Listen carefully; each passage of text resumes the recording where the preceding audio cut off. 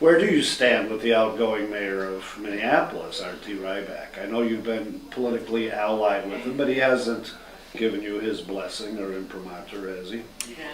RT has not, Mayor Ryback has not made an endorsement in the race. He and I have been very good friends and allies over time, and we've worked on a number of things together. I'm really honored to have done that work, and he said some very kind things about me and some others in this race, which I appreciate. Well, you said some pretty sharp and critical things about your primary opponent, not in terms of the primary election, but maybe your main opponent, at least within Democratic ranks, Mark Andrew. He's been very, did you feel that was fair or a little bit over the top? He used some very, Mayor Ryback did use some very sharp words. I think stupid was among them in talking about Andrew's education policy. Mm-hmm. I wouldn't characterize, I wouldn't presume to characterize how RT talks about any of my opponents, but I am pleased at some of the kind words he's had for me over time. Would you agree with that characterization of Andrew's education policies, stupid, or any of the other negative comments the mayor made? Certainly he and I differ. Mark Andrew and I differ in terms of where we see education. He has said different things at different times about his education beliefs, and so I know that I have been consistent in what I've said about education. Well, can you give us the 30-second version of your education stance, considering once again the mayor of Minneapolis has a very limited role directly in education? Well, it's a couple pieces. I mean, on the one hand, there are things that the city does that has a direct impact on the opportunity gaps kids face. And that's where my Cradle to K platform comes in, looking at prenatal and early childhood work. And that's where housing comes in as well. Kids, when you control for poverty, kids who are stably housed do much better than kids who aren't. But the debate in Minneapolis right now is very embattled. They're very embattled. I mean, Mark Andrews said in a forum that because I'm supported by people who support education reform, and some education reform is supported by foundations, and some of those foundations are supported by the Koch brothers, that I had to repudiate my relationship to the Koch brothers. I mean, that's how ridiculous the debate has become. And so as mayor, I believe... Are you now, or have you ever been a friend of the Koch brothers? I do not know the Koch brothers, sir. I do not know the Koch brothers. That's what they all say. No, I'm just joking. That sounds like a little Joe McCarthy-esque. Yes. But the mayor has the biggest platform in the region and can really not only use that platform to set an agenda, but turn around and bring people to the table. And so at my table, there will be 3 prices of admission. People have to know how urgent it is, that this achievement gap that we have with our kids is the urgent issue of our time. We have to be willing to challenge ourselves, including me. Anything I think I know, I've got to be willing to challenge and ready to do something. And for me, I'm ready to do Cradle to K in housing. Let's go back to the education debate. There really does seem to be a deeply divided battle between special interests. And Andrew has been criticized by Mayor Ryback and perhaps by yourself, at least at one point, being too close to the teachers union. But Andrew's point seems to be that the education reformers are too close to special interests who have an agenda for the public schools too. If you became mayor, how would you defuse those fights, steer some kind of independent course, and in the mold of Sharon Sales Belton, or before her Mayor Don Fraser, just do your best to help the schools? How can you defuse these debates? And we should be clear, the teachers union is phone banking on behalf of Mark Andrew.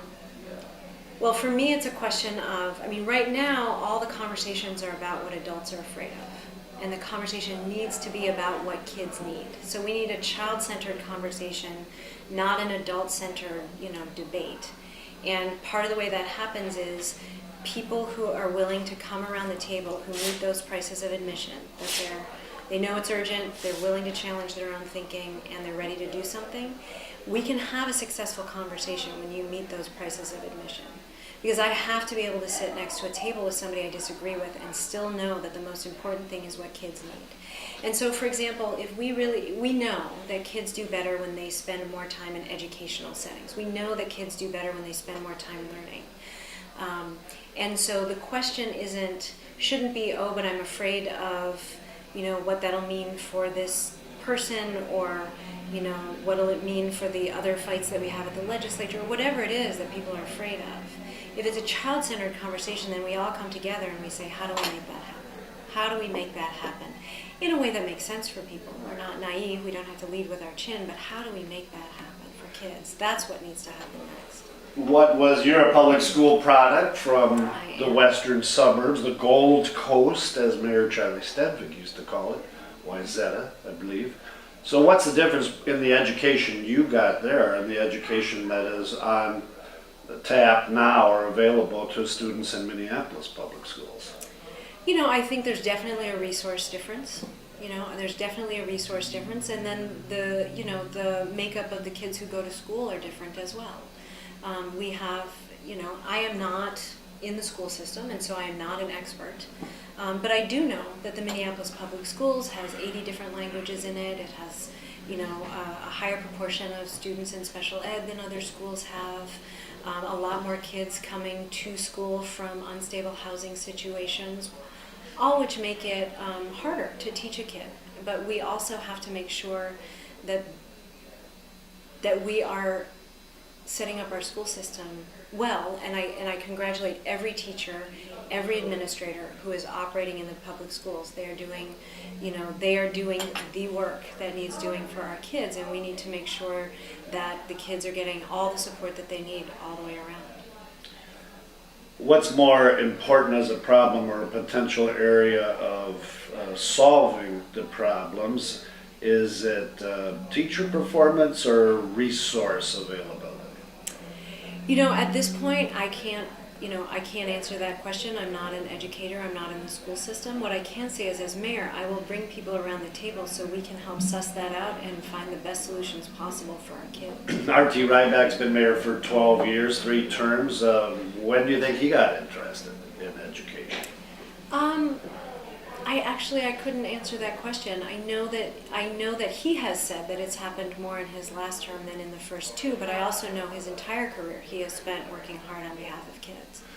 Well, let's go back to your kid program. You call it Cradle to K. Cradle to K, as in kindergarten, as distinguished from K to 12 or pre-K. Mm-hmm. What is that one? Pre-K, 4 to pre-K, or what does? I guess I'm struggling. What is Cradle to K? So the idea of Cradle to K is that the first opportunity gap a child faces is before they're born until they're about 2 or 3 years old, even before they get to early childhood education, because brain formation happens prenatally and in that first year of life.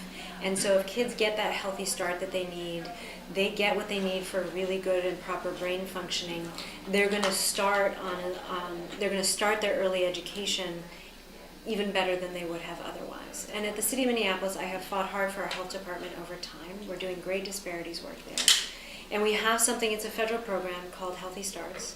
And we have been a partner in that, where in certain zip codes in the city, there are home visits made to pregnant mothers, and those visits last through the first couple years of the child's life. And I am interested in bringing collaborators together, partners together, to see how we can extend and expand that program for the city, so that we can really hone in on that and have an impact right there in kids' lives. Are we going to test brain function? Can you test brain function?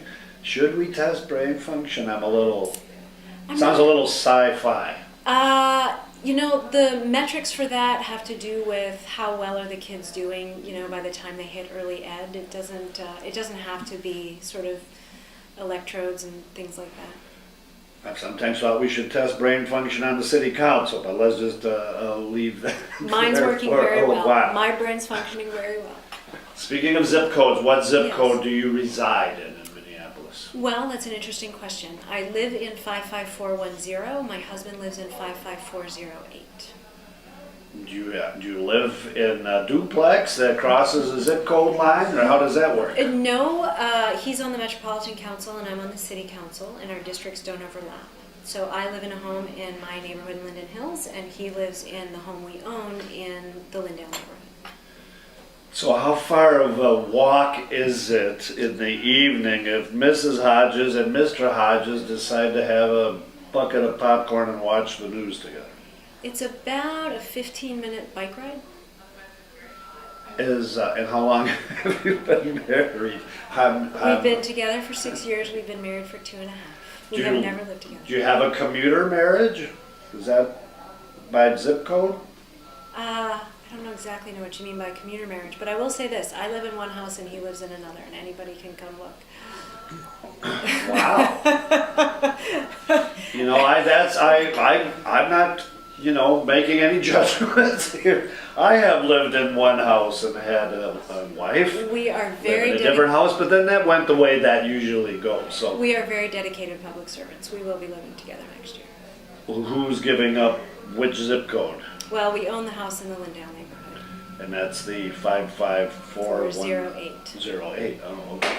So I'm not intending to pry. My question actually, and it sounds very interesting. I think I read an Ann Landers column once about. Well, if you think about it, Ellen Anderson and Andy Dawkins had the same situation. They represented different districts in the legislature and so couldn't live together. I've never known if Andy Dawkins and Ellen Anderson were a model marriage, but I don't know much. The more you know about them, the less you know about anything.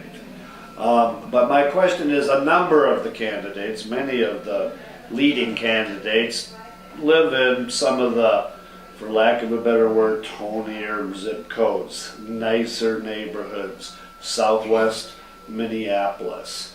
What are the advantages and disadvantages in your perspective on the city living in Linden Hills?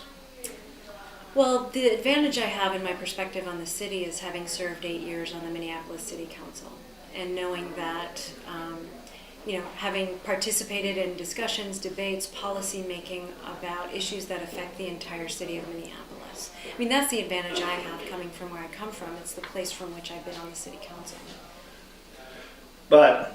And I get that, I understand that, and I respect that. However, you do not live in what George Latimer in St. Paul called the arc of hardship. Mm-hmm. And in St. Paul specifically, he was referring to a geographic area surrounding the central core where there's poverty, unemployment, housing problems, abandoned housing. And you certainly have those. I don't know if they describe the same kind of arc in Minneapolis, but the very great areas of social and economic need, maybe Absolutely. All the other issues that go with that, they might as well be in another city from the Lakes area, the Lakes district of Southwest Minneapolis. Well, I have been working in other communities in the city since before I was on the City Council. One of the things that I was doing in my volunteer time before I was on the council was organizing folks in Southwest Minneapolis to be really effective and true allies to North Minneapolis, for example, with the dinner network that I helped start, and with this idea that it's our job to lend our voices to the voices that are already singing about what needs to happen on the north side from the community itself. I make no pretense to being anyone other than who I am, but I bring with that a wealth of experience and a lot of support from around the whole city. And if you don't mind, what is the dinner network? I'm not familiar with it. It was a program that I was working on before I ran for city council that created opportunities for folks in Southwest Minneapolis and folks in North Minneapolis to come together and have dinner in one another's homes. The idea being when you break bread with somebody, it's much easier to know that they are your community and that they are your neighbor. What years did that program exist? I was working on it probably 2000 to 2002 or 3. There were some dinners that happened, but once I started running for city council, I didn't get to follow. So that program doesn't exist anymore, any longer. No, it's and yet, but some of the people that I did that organizing work with, and some of those folks that I organized, are still involved doing ally work. Well, the program that you developed obviously was aimed at this kind of cultural and social and political gulf between races, between classes, in a city that, much as we probably don't like to think about this, some people would still consider very segregated. What's your assessment of we are one it? of the most segregated cities in the country. How can that be in progressive, socially conscious, liberal Minnesota? Why are we so segregated?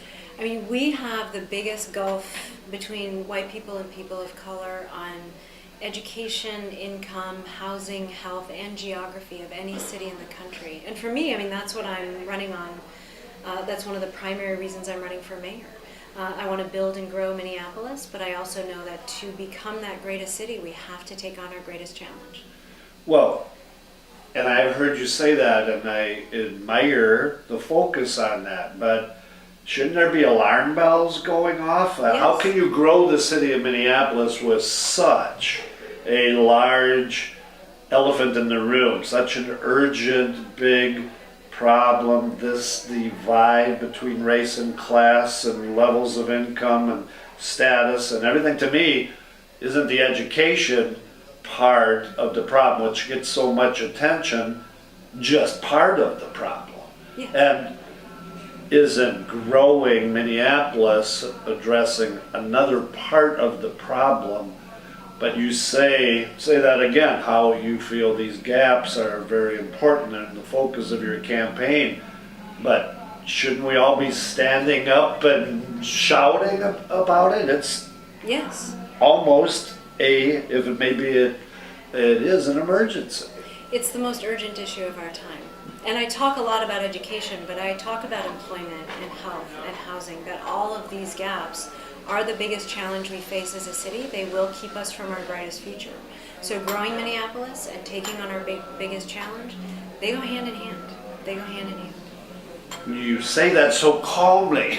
You say it so reasonably. Do you ever get mad about it? What does Betsy Hodges look like when she's mad about an issue or decides that she needs to, turn the alarm on and get help? Listen, if you're asking if these are personal issues for me, I mean, my husband is African American. When I married him, I became grandmother to 4.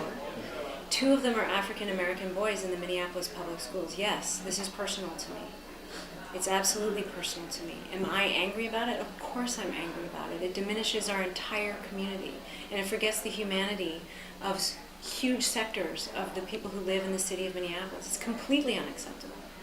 But of course, what needs to happen moving forward is we have to have leadership who can bring people to the table, make things happen, and get things done.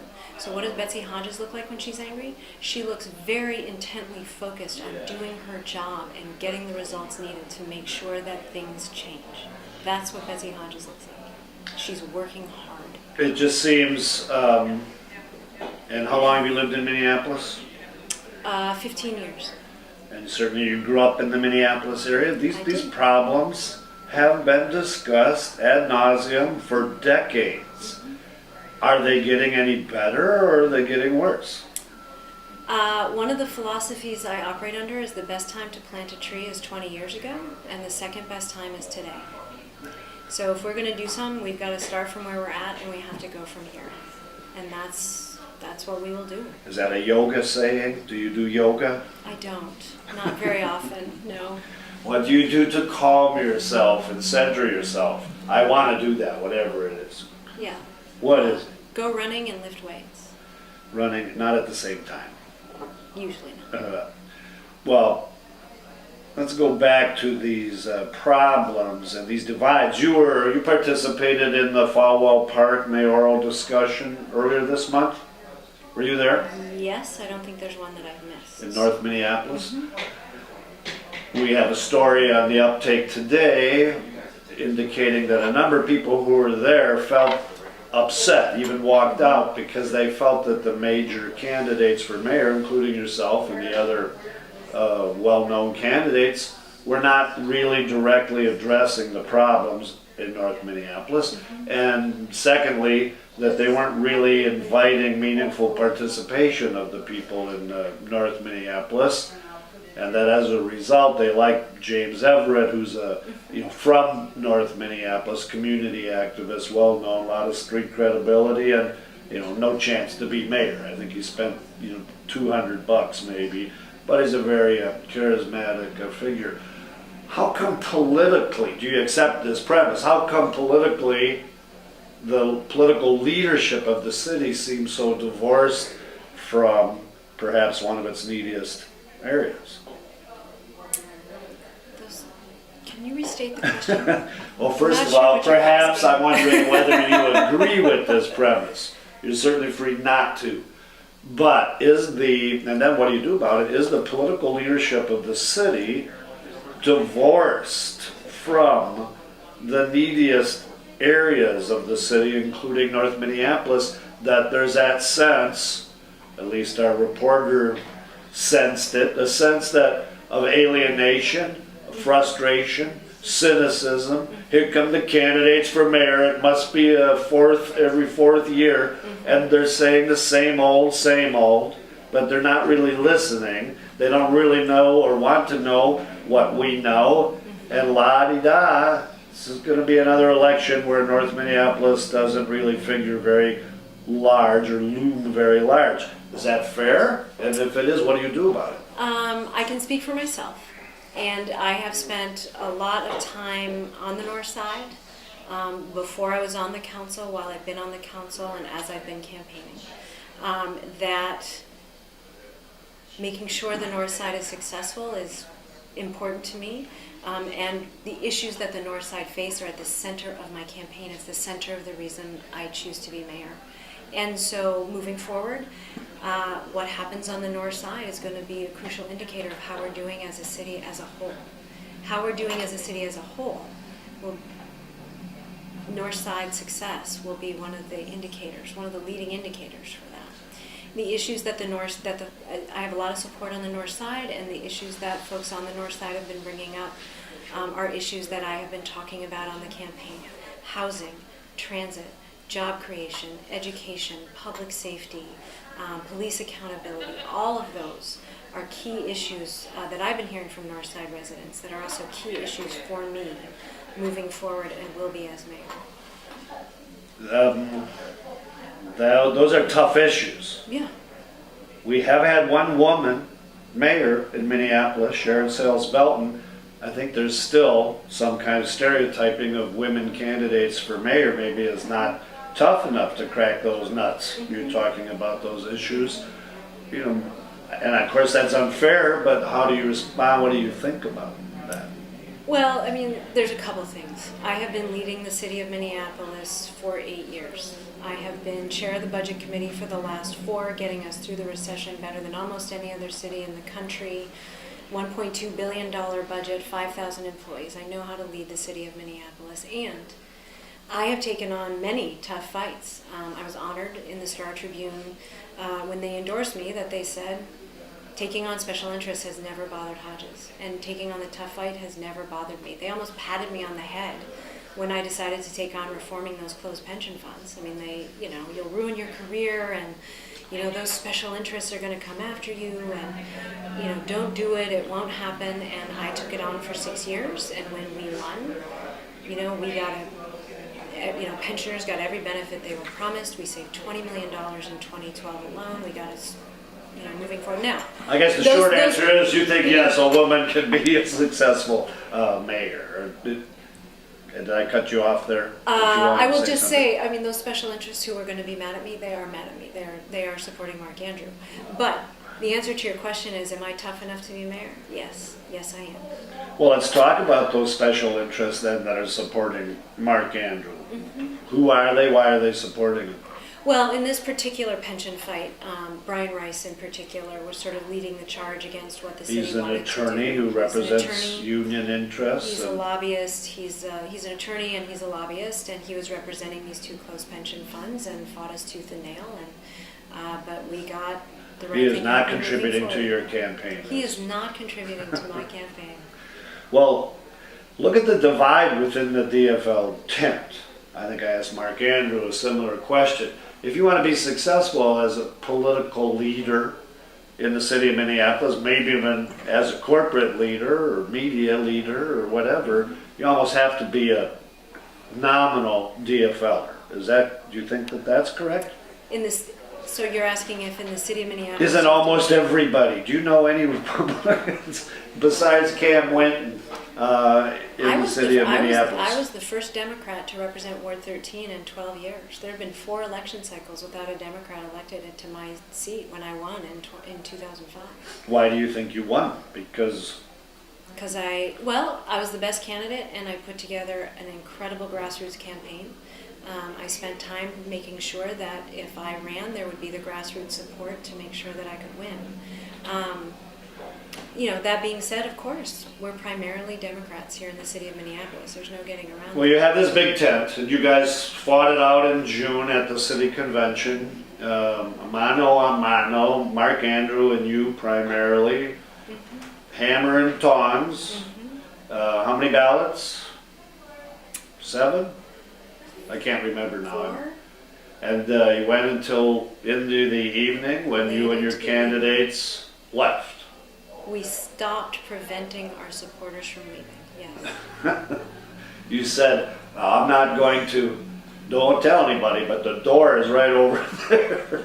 You allowed your people to leave in the hopes that there wouldn't be an endorsement because there was suddenly no quorum, no endorsement, convention failed or ended without an endorsement. Yeah, I mean, we were neck and neck on those ballots. How would you characterize the issues between you and Andrew at that point, other than one, is a guy, one's a woman, one maybe a little more liberal, one's a little more conservative? What were the main dividing points at that time? I mean, there are some issue differences between us. Certainly, the HERC has been one over time. Streetcars is another. Education. Excuse me, HERC for the garbage burner. Whether or not to increase burning at the garbage burner. Energy.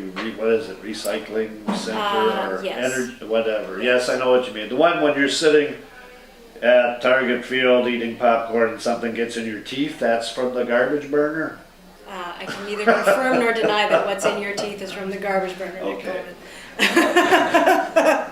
It seems like it to me. So, but let's take a measure of, since almost everyone's a Democrat, obviously we have people who are Democrats in the city of Minneapolis who are more conservative, those who are more liberal. On a scale of 1 to 10, Betsy Hodges with 5 in the middle, where do you fit on that liberal conservative continuum? I consider myself a progressive. I don't know that I can quantify that because It's I'm a the progressive. L word as a liberal. I mean, what's at issue here is how are we going to build and grow Minneapolis? On what basis? For me, I want to make sure we're doing it with the public good and the common ground. Build the city that people choose to come to, choose to invest in. That it's not about, who my friends are, who's in, who's out, who gets the special deal, who gets the corporate subsidy. No, it's about investments in transit and small business. It's about support and partnership in education. It's about our livability.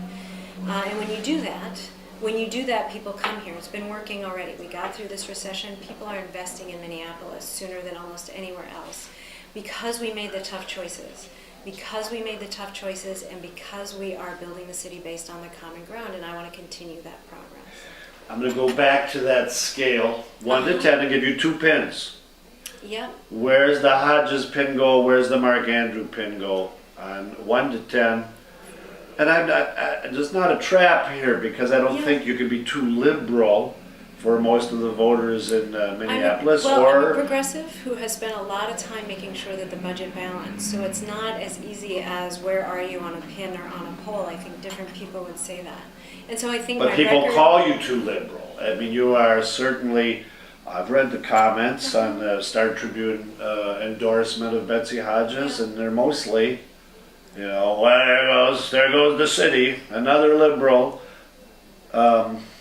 Is that unfair? Aren't you? I don't take as my sample set the people who comment on Star Tribune. That's probably a wise decision. But I will know that what I've heard from people is there are some people who are worried that I am, too progressive or what have you. But there's also people who are worried I'm too conservative because of my insistence on making sure that the money adds up right at the city of Minneapolis and that we keep an eye on the bottom Well, line. can you peg where Mark Andrew would be on that continuum? I mean, I know that To your left or your right? Honestly, Nick, I'm not sure how to answer that question. I do know that he and I differ on a number of things, including how you grow a city. I know that he's supportive of the convention center hotel, for example, doing a corporate subsidy for that. He's made it clear that he's willing to pull the trigger on big development projects. That's just a difference from how I would build the city. All right, I withdraw the question. I don't think, perhaps it's not meaningful. It doesn't matter. But I'm just trying to get at, trying to pin both of the candidates, both of you, and if you are the number 1 and 2 candidates, that seems to have been the case since spring, who's number 3 in this race? I'd say there's a handful of people. I mean, if that's the premise, I'd say there's a whole handful of people who are, mounting credible campaigns. I know Cam Winton and Don Samuels and Jackie Cherry Holmes. For example, Dan Cohen, Stephanie Woodruff, they have been out there. I've seen them at all the events and campaigning. Well, why should they? I think from our forum that we sponsored last week, we have a handful, a half dozen, or 7 or 8, very competent candidates. The city is fortunate to have candidates, so many who know so much about city governance. But how is a voter expected to decide among those other than personal loyalty or party loyalty? Why would they come to you as opposed to Stephanie, or why would they go to Winton as opposed to Don Samuels? And do you like the way this is playing out in ranked choice voting? I only get 3 votes. There's 7 or 8 good candidates, and no one seems to be completely ahead of the rest of the pack. What would you do if you are a voter? What would you do as a voter to make these decisions? Well, the first thing I would do is vote for Betsy Hodges, number 1, because that is the easiest choice of all in the race. I kind of walked into that one. What's the next thing you would do? I would probably, I would do my homework. Take a look at websites and what have people been saying and things like that. I think endorsements matter to some folks in this race. Who is supported by whom. People using that as a shorthand guide for themselves. I mean, I have Scott Dibble and Josie Johnson as my campaign co-chairs, and I'm endorsed by the African American Caucus and the Latino Caucus, and Winning, Sierra Club, Clean Water Action, number of great endorsements that I think have indicated to people who I am and where I'm coming from. SEIU has been a great endorsement. Right, so you're obviously, every candidate in a ranked choice voting election says, give me your first vote. Yes. But you have to also argue for a second vote. Yeah. So what would you say?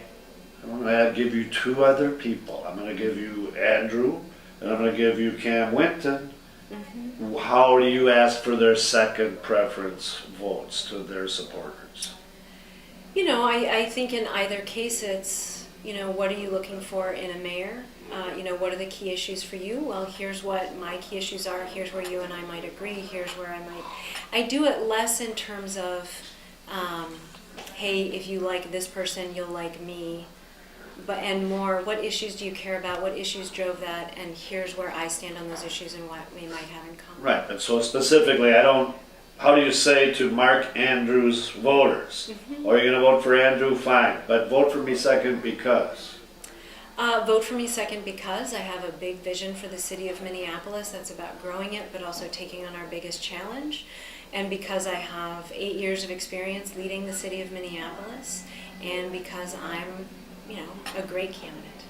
And Cam Winton, you say to his supporters, I know that you're going to vote for Cam because he's an independent business person without being tainted by political experience in office. And he says he's going to put taxes and the taxpayers first, but vote for Betsy Hodges second because I have a big vision for the city of Minneapolis that's about building and growing based on the common ground and the there's an public echo. good. I think there's an echo Yeah. in here. Yeah. Okay. I mean, what I do, the way that I've approached campaigning is I say the same thing to everybody, everywhere that I go. I say, this is who I am, this is the vision that I have for the future of the city, this is the experience I have. Here's what I offer. Let's talk more specifically about what people's specific issues are, but then I know that people have signed on to the vision that we share. It means I'm responsible to that vision when I get to City Hall and not beholden to special interests. Let me ask about ranked choice voting. Would you have run if there weren't ranked choice voting? How does this affect your campaign, your tactics, your decision even to enter? Is that all colored by ranked choice voting?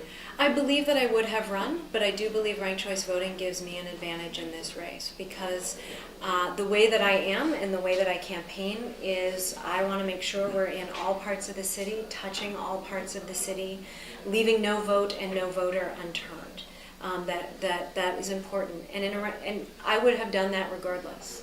And in a ranked choice voting environment, there's an advantage in that because you can't leave any part of the city or any vote unturned. Because if you don't get the first choice, you need to get the second choice of those voters, and that's an advantage to us. We have the biggest grassroots operation in this whole election. I guarantee you that. We've had over 3,500 hours of conversation with voters.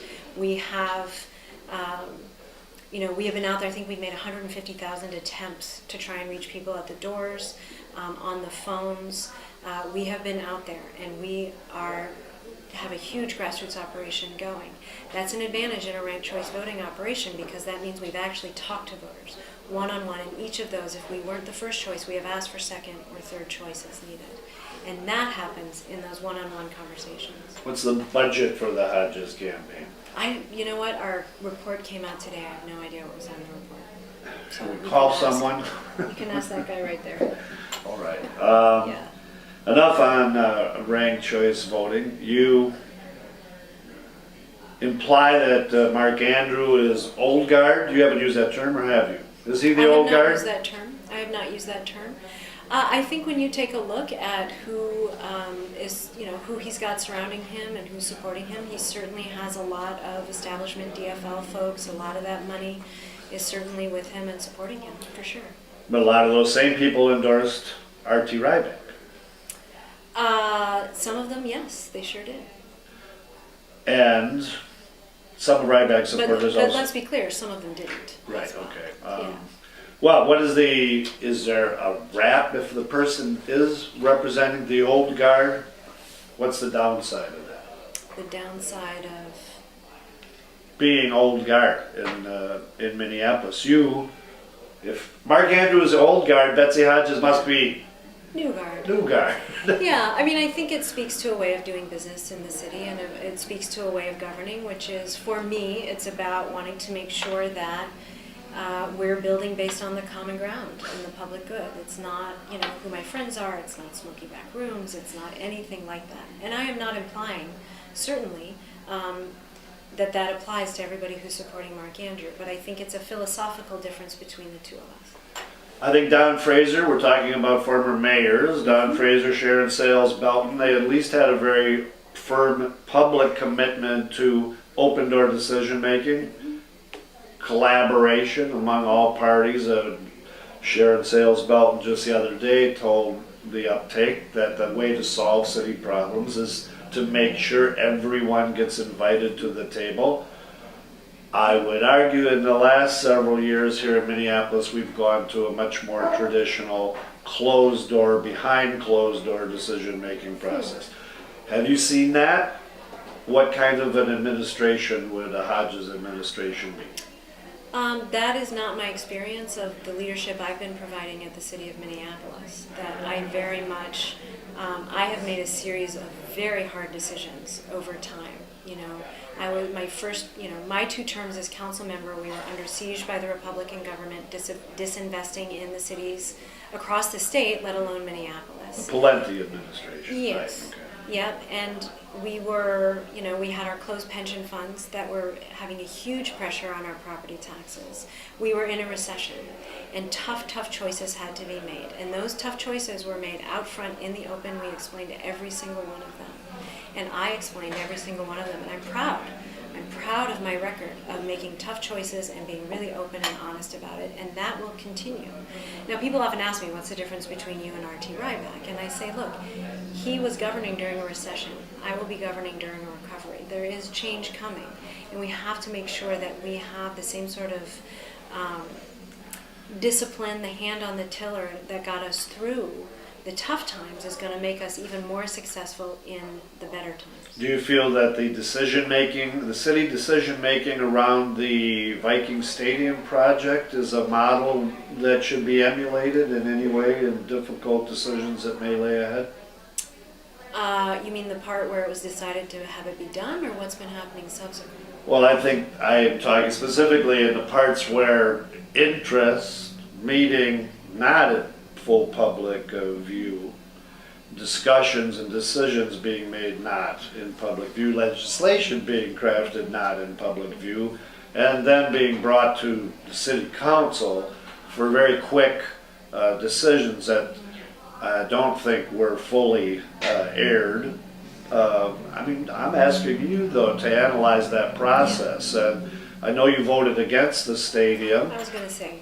But analyze for me what was wrong with that process? Well, for me it was a philosophical issue about funding for sports facilities in general. I don't think the state part of the bill, the state's part of the funding in that bill was strong, and I think that's been borne out. I think we should have done the referendum. But you know what? Once it became clear it was happening, I said this has to happen really well for people, and I was the only opponent on the implementation committee. So, Isn't yeah, that sort of, why don't you just relax, look at the ceiling and think of the Queen of England though? I am a little puzzled by your position and some of the other city council people. The deal was bad, the process was bad, the outcome was bad. Oh well, it's happening though, so let's move on. What's the alternative? Well, I'm wondering not so much, because I don't think that's the right question. My question is, what are your concerns at this point?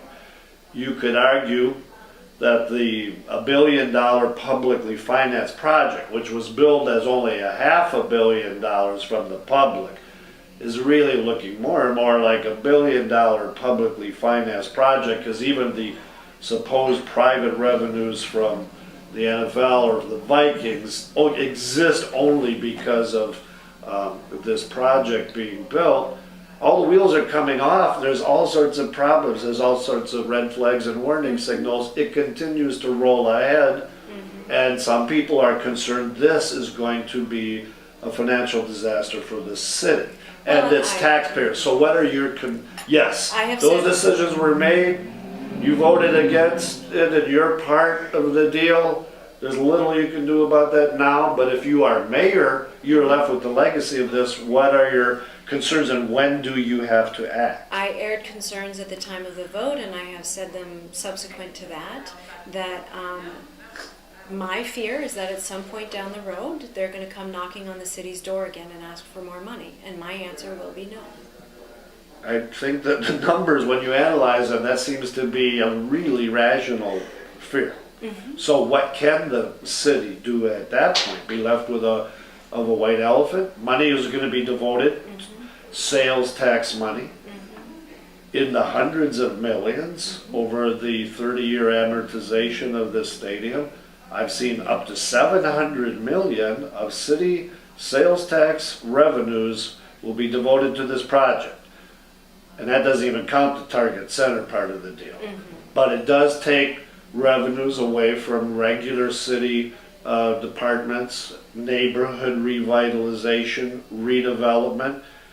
And the city, Mayor Hodges says, has so many social, racial, economic, education, justice gaps, really.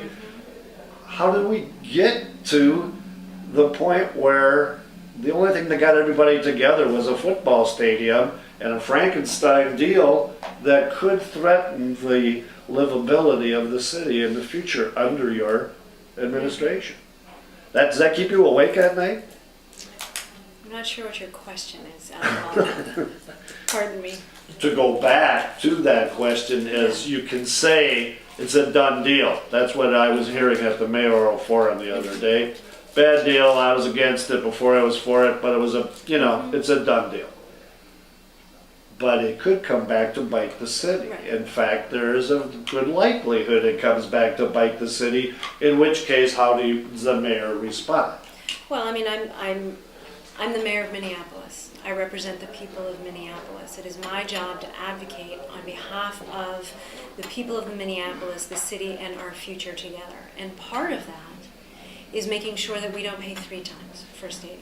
We have agreed that, the elected representative, the representative leadership of the city of Minneapolis agreed. Sorry, something's going on over here. What's going on over here? Just negotiating for a time continuum. This is interesting. So you have to prevent a bad deal from becoming incredibly bad deal. I have to protect the interests of the city of Minneapolis is what I'm going to have to do. Right now, part of what needs to happen is we need to develop and grow downtown East Minneapolis, regardless. To the extent that there's a stadium there that is driving attention toward downtown East, great. We will use that to help develop the plans that had already existed for downtown East. We have to make that happen. It's a huge opportunity there that almost no other city has. The extent to which there's an official request for more money from the city of Minneapolis, I say no. I do my best to organize people to say no. We're paying twice already. And who do you think is responsible for this bad deal you voted against? Who do you hold accountable? Who do I hold accountable? Yes. I think you can look at the entire trail of how it happened and say, here's the path of how we got here, and there's a whole bunch of names on that list. In city leadership, who is responsible? But at the moment, we have a project that's sitting in front of us that we have to make sure happens well.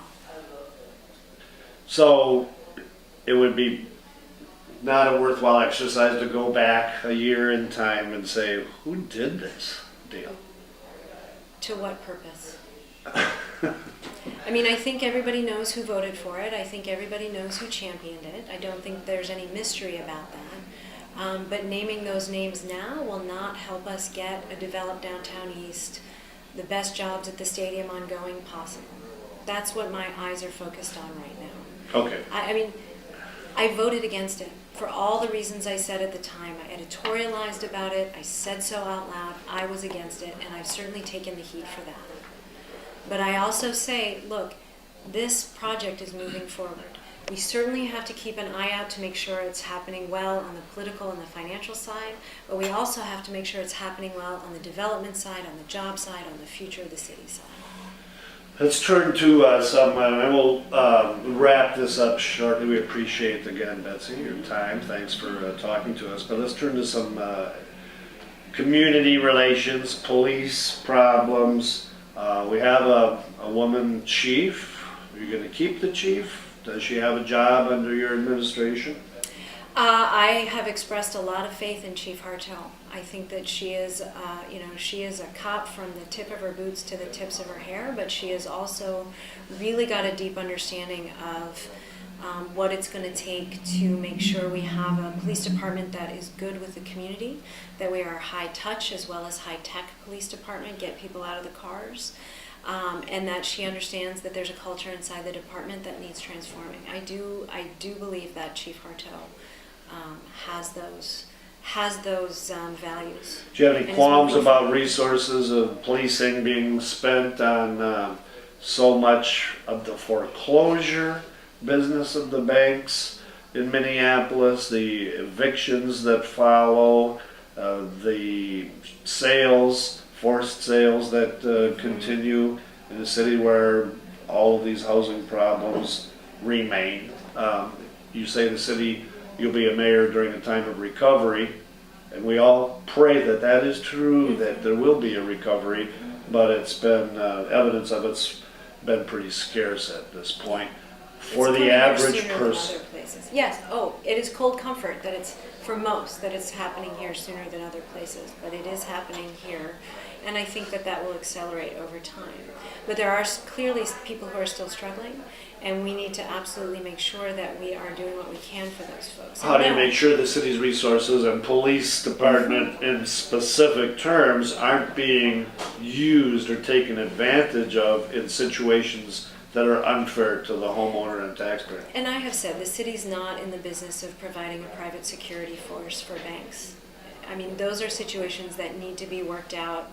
I am so glad the Homeowners Bill of Rights passed so that you can no longer do dual tracking. You can't be working with somebody to, come up with a new plan for their mortgage while at the same time pursuing eviction. I think that, following that law, making sure it's followed is important, but once that law is followed, a lot of that friction is going to be reduced because there will be far more options for people to be working with the banks to do something about, to have a really good resolution on the mortgage situation. But we have to be ever vigilant about that. We can't forget, what the situation is and what the history here is.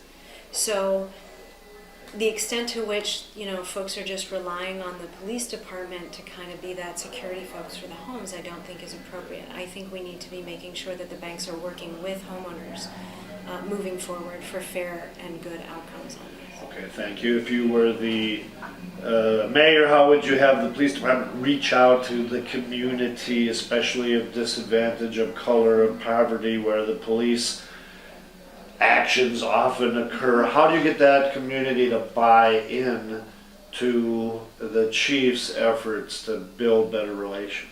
I think there's a couple ways. I mean, I think it's not just the chief's efforts to build better relations, it's she's structuring the department to make that real so that officers are getting out of the cars, they're talking to people, they're building those relationships in the community. And I've also put forward, I found the dollars in 2013, and then we'll find them into 2014 for lapel cameras, for body cameras, because that has reduced. How do you get the police to wear them if they don't want to, if the union doesn't agree or buy into that? Actually, what they find in other cities is that the unions do tend to support them because they exonerate officers in situations they where have an interest in having a record, right? Where they've been falsely accused, as well as supporting the community where those allegations are correct. And so they actually get support from a whole host of people because it gives accurate information on the table, and accurate information is an advantage for everybody. They've been dragging their feet here at this point. I met with Chief Harteau, I met with Councilmember Samuels, the three of us met together. The chief was eager to do that, and I know that she's on board. She's made herself the point person on the project. Right. And clearly we have to find the policy moving forward that's going to make it happen best. We're going to need to make sure we have the procedures moving forward, but I believe it will happen. All right, it's the first Monday of January. Mayor Hodges has just been sworn in. She has a last cup of coffee and a cookie, goes back to her office. What is it you're going to do first thing as mayor of Minneapolis? I am such a literal person. I'm like, well, I have the entire list of what my vision is, and I'm going to go through it piece by piece, make sure I have the right people on board to make it happen, start getting out in the community and making it happen. There's something when you're having popcorn with your husband, you say, you know what, the first thing I'm going to do is... The first thing I'm going to do is, move forward on the initiatives I'm talking about in the campaign, particularly as regards the gaps we have with communities of color. You're not going to change the car color to green or blue? Oh, I see. I don't know. I'm just You're specifically. asking I want to something. know. You can't do an initiative in the morning. Okay. What can you do your first day in office that will show people, including yourself, you're the mayor? You're the mayor. I have the first edition of Ms. Magazine had Wonder Woman on the cover. And when Gloria Steinem was here, I had her sign my copy. I have a copy of it, and she signed it to me, and I had it framed. And I'm not going to hang it on the wall until I'm hanging it in the mayor's office. Does that answer your question? Yes, I love that. Wonder Woman. Very good. And you'll need some superpowers to govern this city if that should happen to be the case. So wish you luck. Is there any last comment, something we forgot, something you'd like to say other than vote Betsy Hodges Tuesday, November 5th? I am the best choice for mayor of Minneapolis. Please vote for me #1 on November 5th. Okay, well, all best. Thanks very much. You're welcome. And Thank you. we'll wake up on November 6th or 7th or 8th or whenever and And find we'll out know. who's mayor. Okay, thank you, Betsy. Thanks. All right.